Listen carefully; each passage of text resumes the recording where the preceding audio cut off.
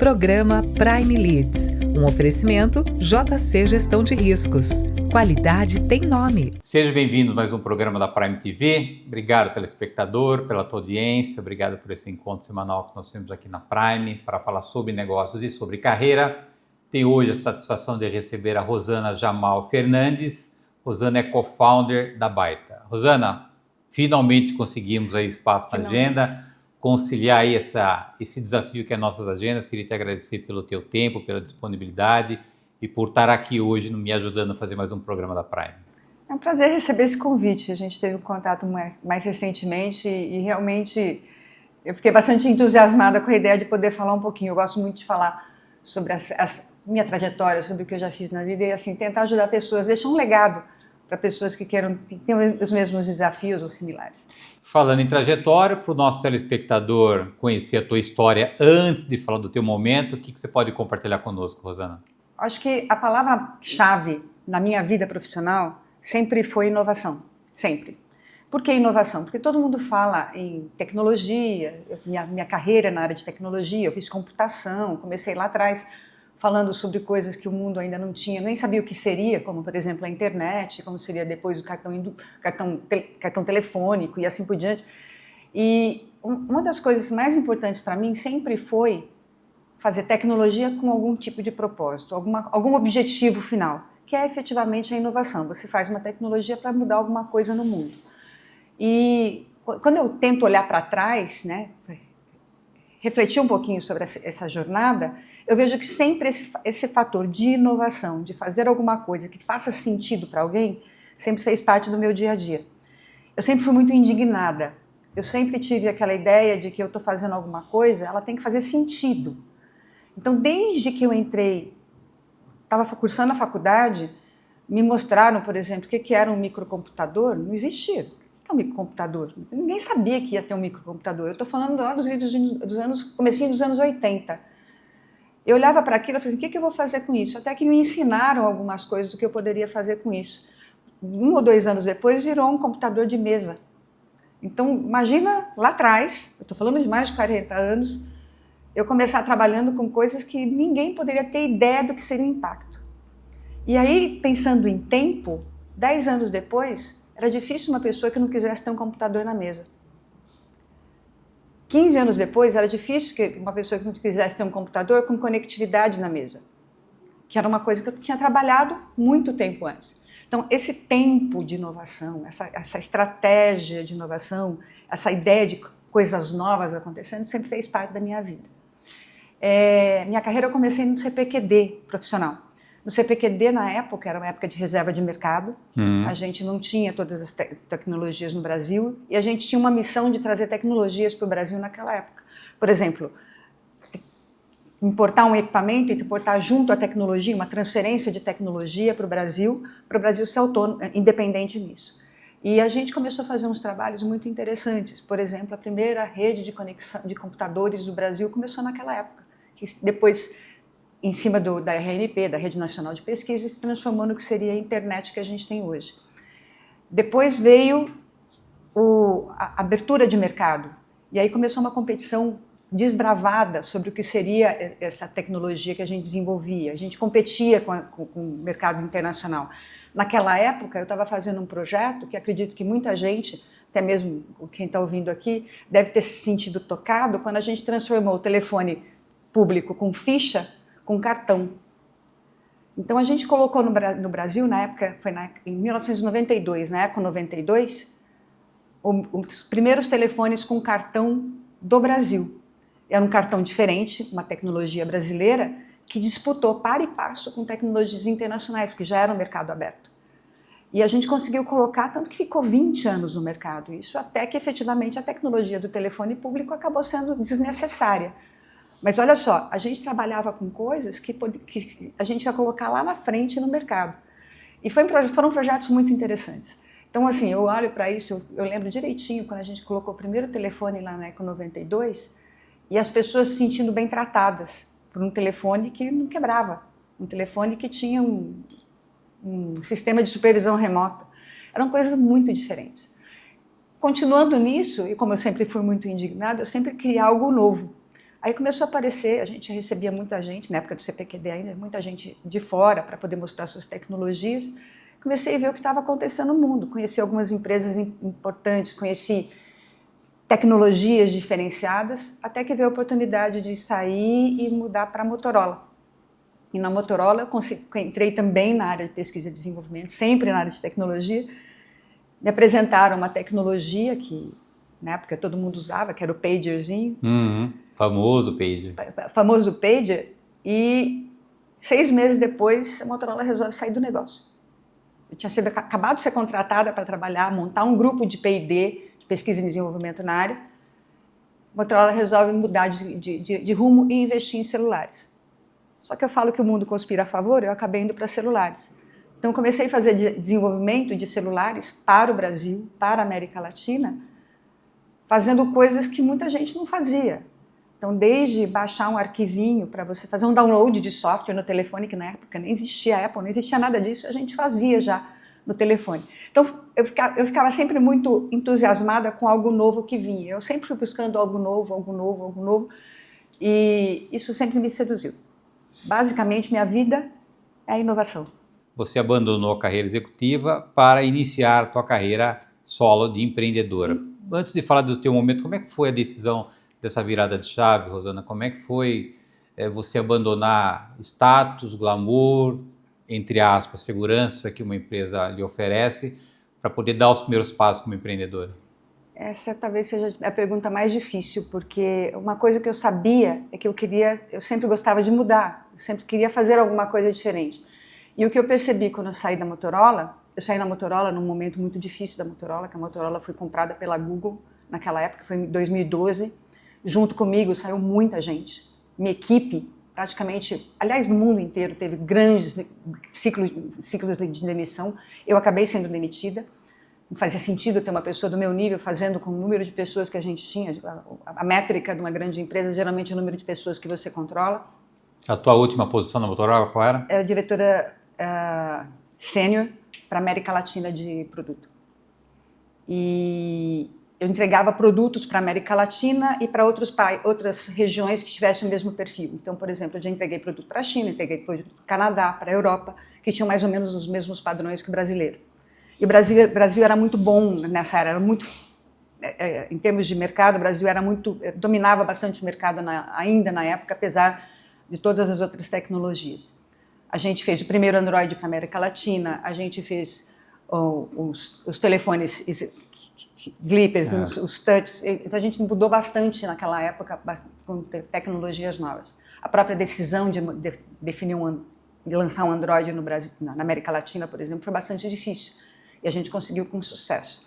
Mas, quando eu saí de lá, o que aconteceu foi muito interessante, que eu comecei a ter alguns convites para poder trabalhar, fazer alguns processos seletivos, e o que eu percebi é que eu ia fazer a mesma coisa que eu fazia já há 14 anos na Motorola, e talvez ao mesmo tempo, o tanto que eu fazia no CPQD. Aí eu fiquei pensando, será que vale a pena isso? Será que não vale a pena? Será que eu quero? Eu lembro muito bem que eu participei de um processo seletivo, que eu falava assim, se essa empresa me pegar uma proposta, eu não vou poder dizer não. Será que eu quero uma proposta? Aí, nesse meio tempo, como eu gosto de sempre conhecer coisa nova, eu tinha sido convidada por um amigo de outras épocas para bater papo, fazer mentoria de startups. Aí a gente começa a estudar, mas como que seria isso? Porque eu já tinha trabalhado com startups no meu contexto, mas sempre daquele jeito. Eu era o lado comprador e ele era o fornecedor de soluções. E o que é uma mentoria de startup? Comecei a entender o que era aquilo, aí ele começa a explicar o que era uma aceleradora, ele próprio tinha esse DNA, ele era um empreendedor, aliás, um empreendedor serial. E aí eu falei, isso eu estou gostando desse negócio, é interessante.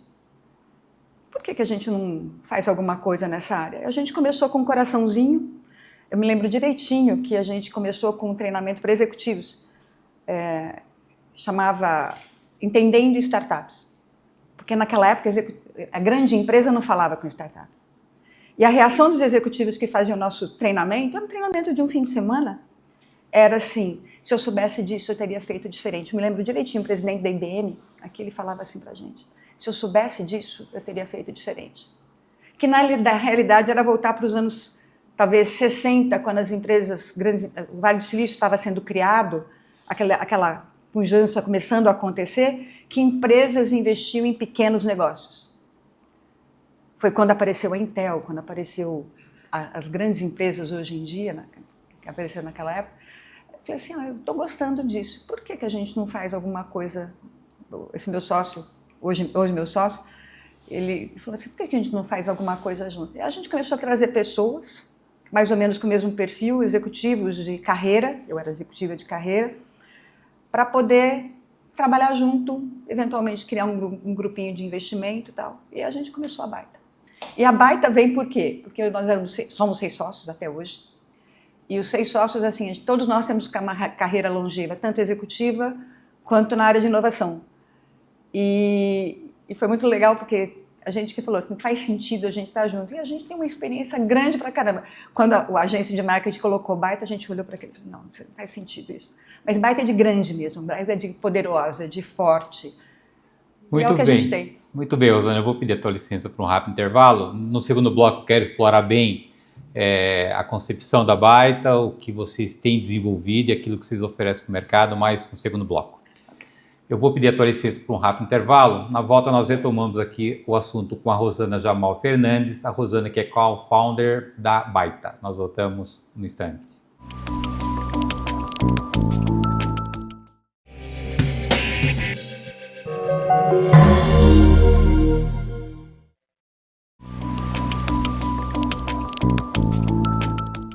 Voltamos. Nossa convidada de hoje é a Rosana Jamal Fernandes. A Rosana é co-founder da Baita. Rosana, nós terminamos o primeiro bloco falando do início da Baita, né? Eu não sabia que Baita significa grande, né? Uhum.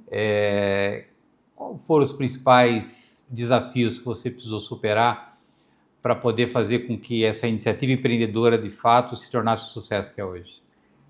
É uma ótima pergunta.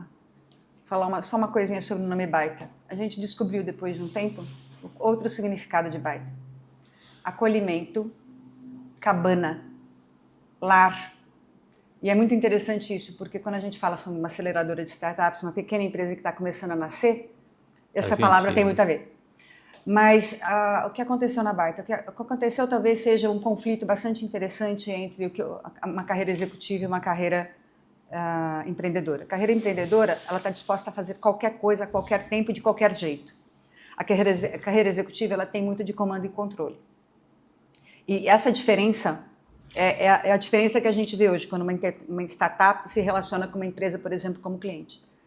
Ele quer fazer de qualquer jeito para aquela empresa, só que essa empresa tem aspectos relacionados à compliance, aspectos relacionados à estrutura do negócio, que ela não quer sair daquele modelo para poder simplesmente contratar uma startup para fazer. Então, é o primeiro conflito que eu percebi que talvez eu pudesse ajudar. Então, nesse momento, o que a gente percebe quando a gente está trabalhando com inovação, a empresa grande tem interesse em inovação, só que ela quer marcar uma data para inovação. A empresa pequena tem interesse em inovação, só que ela quer fazer essa inovação de qualquer jeito, mesmo que não seja perfeita. Então, foi um primeiro conflito que eu percebi. Eu sempre trabalhei com os dois lados. Dentro de uma grande empresa fazendo inovação, a gente tinha que entregar um produto perfeito, sem erros. Você imagina um celular chegando na sua mão sem erro. Então, isso para mim foi um choque num primeiro momento, quando eu comecei a aprender que para uma startup dar certo, ela tem que fazer tentativas e erros. Coisa que dentro de uma empresa ninguém pode assumir um erro. Então, a gente tinha que educar os dois lados. Quando a gente colocava uma startup em contato com um potencial cliente, que tipicamente é uma empresa, a gente percebia que a empresa não entendia do lado dela o que é trabalhar com uma startup e a startup não entendia a cadência de uma empresa. Ela queria a resposta para ontem. Então, isso para mim foi um primeiro conflito, porque quando você está dentro da empresa, você sabe o seu timing, você sabe o tempo que você tem que entregar, você sabe que você não vai marcar data para inovação, mas você sabe que você tem que passar reportes periódicos, coisa que uma startup não está nem aí. Não é que ela não está nem aí, ela não pode pensar nisso. No DNA da startup, ela tem que conseguir crescer fazendo tudo o que é possível, fazendo gambiarra mesmo, e está tudo certo, faz parte do jogo. Agora, a grande empresa, se fizer uma gambiarra numa linha de produção, para a receita. Um exemplo muito comum que a gente vive quando a gente trabalha com startups para a indústria é que eles querem colocar numa linha de produção uma solução que ainda não está pronta. A startup quer fazer um teste. Só que a gente fala, tem um grupo de pessoas que vai te bloquear lá dentro. Quem é? A IT, a parte de TI. Não vai deixar você colocar seu equipamento lá dentro simplesmente, porque vai ferir a rede. Aquilo pode afetar todo o processo produtivo. O pessoal jurídico, por causa de todos os problemas que podem gerar em função de um produto mal entregue. Então, você começa a perceber que esse conflito faz parte de um conhecimento que a gente tem e que uma startup sozinha não tem e que uma empresa sozinha não tem. Então, a gente tem que trabalhar muito nessa mediação. Eu acho que foi um dos desafios maiores que a gente teve dentro da Baita, porque a gente tende a querer fazer igual uma startup, mas a startup tem que fazer compatível com o ritmo de uma empresa. Então, foi um dos primeiros desafios que eu enfrentei lá dentro. E minha função dentro da Baita é muito fazer essa conexão do cliente ou do parceiro com uma startup. E a decisão de vocês explorarem esse nicho de startup? Você que veio de 2 grandes corporações, como é que nasceu? Da onde nasceu essa ideia de explorar esses nichos específicos, Rosana? Na realidade, não é só esse nicho específico. Hoje em dia, a gente está até colocando isso bastante claro. No nosso site vai sair em breve um novo site, onde a gente fala que a gente acelera a inovação. Por quê? Antigamente, existe uma teoria sobre as eras da inovação. Quando a gente tinha os grandes inventores, que eram geralmente pessoas já capitalizadas para poder colocar suas... Thomas Edison, por exemplo, era milionário. Ele conseguiu fazer, para chegar na lâmpada, ele demorou N tentativas para poder chegar nela. Agora, quando você pega os laboratórios, depois você chega no Venture Capital, que seria o terceiro ciclo, tem uma publicação da Harvard Business Review sobre isso. Você percebe que começa a entrar o capital tentando crescer uma pequena empresa para fazê-la torná-la grande, fornecendo para grandes empresas. No Brasil não tem esse DNA. O Brasil era muito verticalizado. Então a gente percebia que existe uma oportunidade de conectar startup à empresa para poder ser fornecedor, ou seja, a inovação da empresa pode também fazer parte a partir da startup. Como eu falei, eu gosto de inovação, então para mim foi muito natural essa transição, trabalhar com startup. Para mim, para o meu sócio, que me convidou para participar disso, ele já tinha vindo de uma empresa de sucesso que foi vendida e começou a trabalhar com pequenas empresas para elas começarem a ser fornecedores de grandes contas. Tanto que ele trabalhava com um modelo que tinha no mercado americano, que chamava executivo em residência, que entrava um executivo, subia, melhorava o desempenho daquela empresa com clientes, etc., com os processos internos, recebia o bônus e passava para o próximo. Ele criava o próprio modelo de aceleração, de inovação e da empresa propriamente dita. Então, para mim foi uma transição muito natural olhar para isso como uma solução para inovação para empresas ou mesmo para uma startup crescer sozinha. Na época, claro que a gente teve um suporte muito grande da Unicamp, a gente tinha um grupo de alunos, ex-alunos, que chama Unicamp Ventures, que se reúne de vez em quando para falar sobre criação de novas empresas, mentorar alguma empresa, trocar ideias sobre empreendedorismo, e a gente tem grandes empresas que nasceram da Unicamp. Você pega, por exemplo, a Movile, Fabrício Bloise, hoje em dia uma pessoa conhecida mundialmente, que foi CEO do iFood até pouco tempo atrás. Hoje em dia ele investe em nome do investidor dele, que chama Prosus, e mundialmente. Então você pega, o iFood nasceu praticamente desse movimento empreendedor da cidade de Campinas. Ele teve outros negócios antes, por exemplo, Play Kids. Quem teve um filho que brincou com Play Kids? Nasceu deles. E foi um spin-off depois que virou uma empresa independente, foi vendido. Então você percebe que a CIT é um caso típico, nasceu também desse movimento. Quando essas pessoas começam a pensar juntas, você começa a perceber que tem um dinamismo muito grande. A gente teve muito apoio da Unicamp.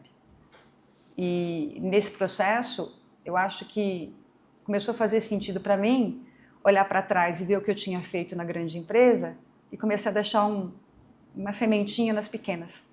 Porque eu acredito piamente, aí é uma crença pessoal, eu acho que a gente tem que investir na pequena para ela se tornar grande. Investir na grande para ela continuar grande, ok, mas a gente tem que investir na pequena para ela se transformar numa coisa muito grande. Agora, além de você ser uma executiva e uma profissional acelerada, você sempre se preocupou com bons relacionamentos, né, Rosana? Sempre. O quanto essas suas duas características te ajudaram a você ter esse sucesso que você tem na Baita hoje? Eu diria o seguinte, eu sempre acreditei que se eu não sei, eu conheço alguém que sabe quem sabe. E então, muitas vezes, eu até falho um pouco nisso, porque eu não sou meu relacionamento com as pessoas é bem empírico. Eu acabo me relacionando porque eu gosto daquela pessoa e não necessariamente porque eu preciso dela. E nessa hora eu criei relações muito fortes com pessoas muito importantes. Eu tenho uma rede grande, mas assim, eu não uso essa rede simplesmente à revelia, simplesmente para fazer conexões. Eu uso quando realmente é necessário. Então, teve uma vez eu fiz um trabalho, inclusive no Ministério de Ciência e Tecnologia, eu tive que ir ao Vale do Silício, eu me conectei com pessoas que na época eu trabalhei, para chegar em pessoas que eu precisava, porque eu estava fazendo uma pesquisa para o Ministério de Ciência e Tecnologia na época, sobre startups inclusive. Foi um trabalho muito legal que eu fiz em 2014, então precisei me conectar com essas pessoas e foi muito bom porque eu reencontrei, eu conversava bastante com elas e acabava tendo a conexão que eu precisava naquele momento. Mas eu fico até envergonhada de fazer isso. Eu não sou uma pessoa muito de querer abusar dessas conexões simplesmente porque são conexões.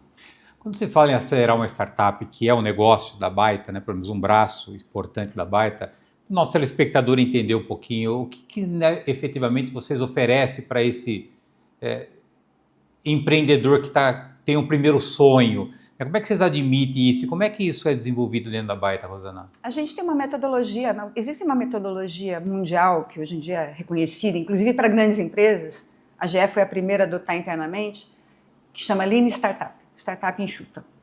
A gente usa essa metodologia, só que um dos nossos sócios ele é uma pessoa profunda nisso, ele trabalha desde os anos 90 com pequenas empresas, sempre tentando fazê-las crescer. E a gente preenche o Lean Startup com conceitos muito importantes de gestão empresarial. O empreendedor ele não nasce com DNA de gestão empresarial, ele nasce com DNA de um sonho. Bom empreendedor. E isso é fundamental para poder dar gás, trazer resiliência para ele aguentar todas as pancadas que ele vai receber. Só que falta um componente. Para ele crescer, ele tem que ter uma operação muito bem azeitada. Para ele escalar, ele tem que ter uma capacidade de visualizar o que é o futuro muito grande. E isso tudo a gente ajuda esse empreendedor, desde o comecinho, a se posicionar como uma empresa e criar uma estrutura interna, não só de pessoas, mas de processos, porque ele vai precisar daquilo. Porque o empreendedor, ele simplesmente quer ir fazendo. Mas para ele dar certo, ele precisa ter uma estrutura operacional muito forte. O que a gente percebe é que dentro de um programa de aceleração, existe uma aceleradora mundial de muito sucesso chamada Y Combinator. A gente olhou bastante para a metodologia deles, a gente adaptou o nosso. Hoje em dia a nossa metodologia é da Baita, uma metodologia nossa. Inclusive a gente tem um trabalho junto com a Unicamp sobre pesquisa sobre metodologias. Mas no final das contas, a gente percebe que o que é importante mesmo é juntar o conhecimento que a gente tem da nossa carreira, que todos nós temos uma carreira mais ou menos parecida na área de inovação, e trazer para a mesa o que é o desafio quando você entra no operacional. E o mais importante desse processo não é só o comecinho da aceleração. A aceleração dá o pontapé inicial. É que a gente acompanha essa startup até ela resolver sair da gente. A gente olha para isso, é muito importante, porque em algum momento ela vai ter um ponto de inflexão que ela tem que mudar o rumo dela. E é o que a gente faz com as nossas startups. Prazerzaço te receber aqui. Infelizmente o nosso tempo é curto, mas já fica o convite para você retomar, para a gente continuar esse assunto tão interessante, tão importante, que é você dar tração em grandes sonhos que nascem no coração de um empreendedor. Eu sou empreendedor desde que eu comecei a trabalhar, eu tive 7 empresas, eu sei o quão importante é o trabalho que vocês têm. Se eu tivesse esse apoio, talvez eu teria estado num outro estágio como a gente alcançou. Obrigado pelo teu prestígio, por ter aceito o convite, parabéns pela tua história. conte com o nosso programa sempre que você precisar. O convite é permanente para que você esteja aqui conosco. Obrigado, Rosana. Muito obrigada, Luciana. Foi um prazer estar aqui. Espero ter ajudado alguma coisa. Espero que alguém ouça isso e sinta-se tocado pela essa vontade de empreender, que eu acho que é extremamente importante para um país como o nosso. Muito obrigado. Obrigado, telespectador, pela tua audiência. Obrigado por esse encontro semanal que nós temos aqui na Prime. Lembrando que o programa Inédito vai ao ar toda terça-feira, 9h30 da noite. Aguardo vocês na próxima semana. Até lá. Programa Prime Leads, um oferecimento JC Gestão de Riscos. Qualidade tem nome.